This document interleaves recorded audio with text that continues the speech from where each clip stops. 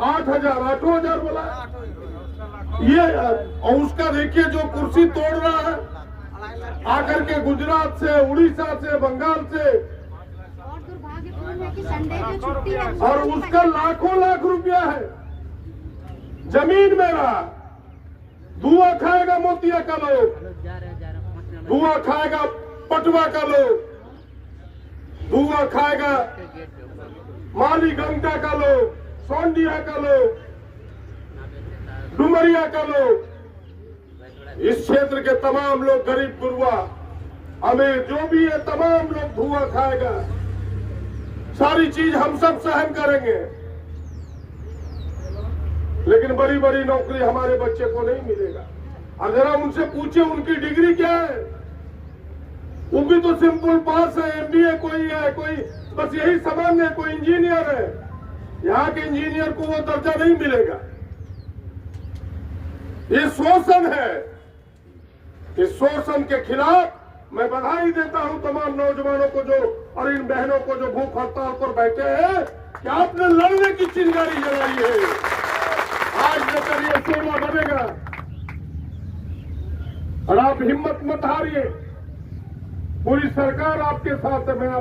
मैं आज बात किया हूं मुख्यमंत्री आपसे, बोला हम न्याय दिलाएंगे। आज हमने उपायुक्त से भी बात की, भाई आपकी ड्यूटी बनती है कि आपके यहाँ शोषण होगा, मजदूरों का शोषण होगा, रैयतों का, क्योंकि यहाँ के स्थानीय सरकार तो डीसी ही हुआ करता है। डीसी ही हमारी जमीन लिया है, चाहे कोई डीसी रहे उस समय जमीन लेने का अधिकार भूमि अधिग्रहण में उपायुक्त को ही है। डीसी ने भी सकारात्मक रूप दिखाया है कि नहीं हम इस समस्या का समाधान करेंगे बातचीत के माध्यम से। तो हमने कहा कि हम झगड़ना नहीं चाहते, हम भी बातचीत के माध्यम से इसका समाधान चाहते हैं कि कोई डायलॉग हो, कोई बातचीत हो आपस में, वरना ये लड़ाई छोटी मोटी नहीं है। और आज तो ये 80-90 लोग बैठे हैं। अडानी वाले काम को सुन लो, पानी खौल रहा है पूरे क्षेत्र में, नौजवानों का गुस्सा उबल रहा है। जिस दिन हम हुसील बजाएंगे, अडानी का एक आदमी ना तो बाहर जाएगा ना तो एक कोयला बाहर जाएगा। केवल हुसील बजाने की देरी है। जिस दिन हुसील बजा देंगे, कोई ताकत नहीं है कितनों पैसे वाले हो जाओ, 50,000 लोग इकट्ठा होगा, कम से कम 50,000 गारंटी के साथ कह सकते हैं कि जब केवल हुसील बजा देंगे तो कितना गुस्सा है इस कंपनी के प्रति। लेकिन हम सावधान करने के लिए आ जाए, यह जो इन बच्चों को आपने हटाया है, इन्हें सौ सम्मान फिर से वापस करो। इन्हें दूसरी कंपनी में भेजना था, इनसे बात करते। इनसे लगता कि भाई ऐसे करते रहोगे फिर 6 महीने में बदल दोगे, इनका तो ब्रेक होगा सेवा। तुम बात करते कि क्या रास्ते हैं, इनसे सहमति लेते। कंसेंट तो जरूरी है, बिना कंसेंट का, बिना कुछ कहे हमारे बच्चों को आप बेदखल कर रहे हैं, तो बेदखल करना हुआ। ये रहता कि आप बेहतर सुविधा दे रहे हो, चलो भाई पहले तुम्हें 25 मिलता था, उस कंपनी में जा रहा है 30,000 हम दे रहे हैं, तो लगता कि चलो भाई बेहतर हमें दिया जा रहा है।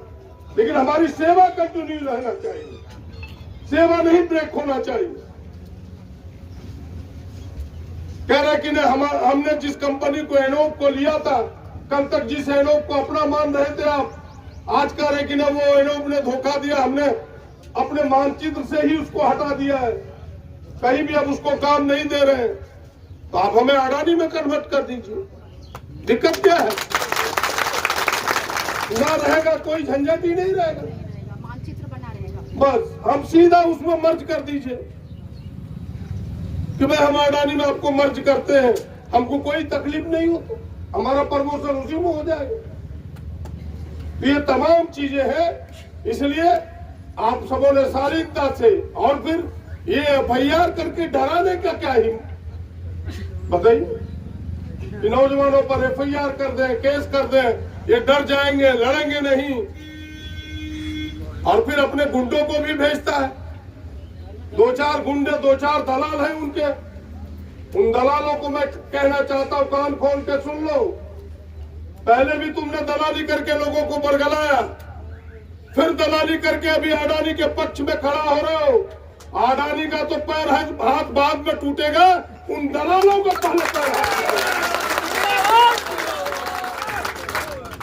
क्या तमाशा किए हुए भाई। कंपनी से किसी को अपनी बात कहने का अधिकार नहीं है, कहेगा ही लोग। उसमें प्रदीप यादव क्यों बीच में आएगा? ये इनके कर्मी है। अब कोई लठेत बन जाए, पुलिस आती, स्वागत है, प्रशासन है, उनको आने का अधिकार है। वो लाठी लेके आए, डंडा लेके आए, बंदूक लेके आए, उनके विरुद्ध तो हम बोल नहीं सकते, उनका काम है शांति करना। लेकिन कोई लठेत आए, ये कतई हम बर्दाश्त नहीं कर सकते।